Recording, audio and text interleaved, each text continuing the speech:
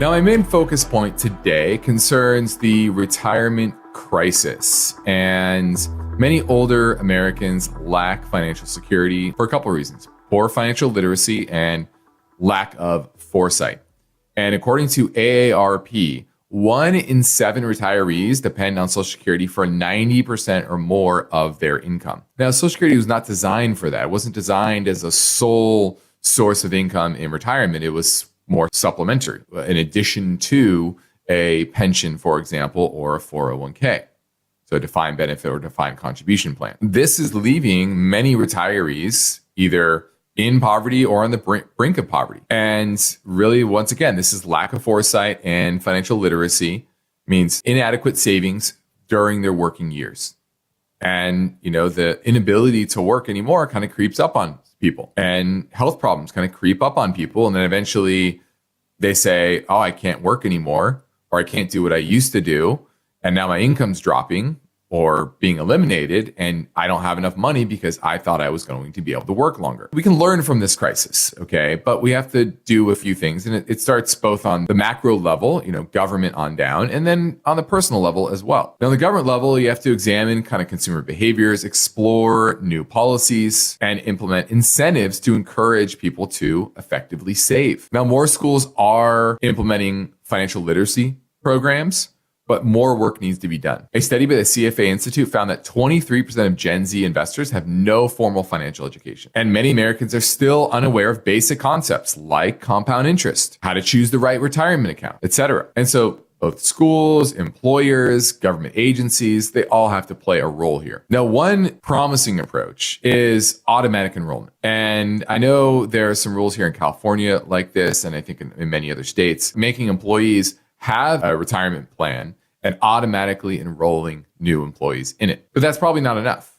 especially for low and middle income workers. Those are the ones that, have the most time just saving. So there's something called the Savers Credit. This helps low and middle income Americans who contribute to a retirement plan by cutting up to $1,000 off their tax bill when they file their annual income tax. So instead of writing it off on their income, it's an entire tax credit for $1,000, $2,000 for married couples. But you have to be, once again, low and middle income people. What about making the entire amount that you put into an IRA a credit versus just a write-off?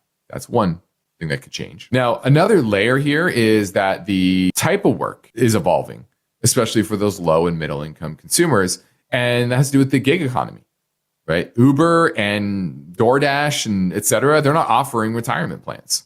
And so the people that are working those jobs, they're not really realizing that they're missing out on a big part of traditional compensation packages at companies. It's not just the salary, but it's health insurance, it's retirement accounts, matching 401k contributions, et cetera. And so finding ways to improve those people's savings mechanisms will definitely help. Now, younger Americans have grown up hearing Social Security may not be available in its current form when they retire. That's encouraged them to save earlier. But even with that, they're not saving enough, mainly because of student loans. They don't have the disposable income after paying for life plus student loans to really continue to save. So that's kind of on a macro level, but what can you do on an individual level?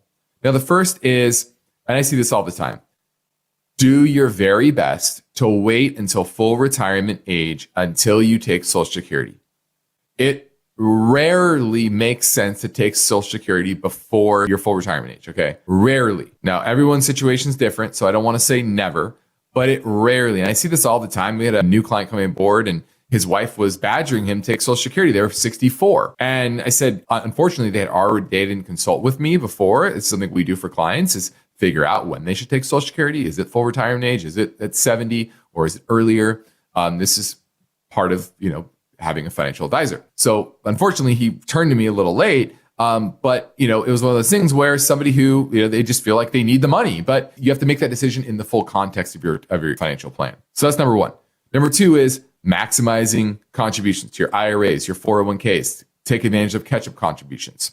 Then consider working beyond your traditional retirement age, beyond 65, if you can, even if it's part-time. It's not only good for your pocketbook, but often it's very good for your mental health and longevity as well. Once again, sit down with an advisor, figure out your healthcare costs, your housing needs, your long-term care expenses, etc.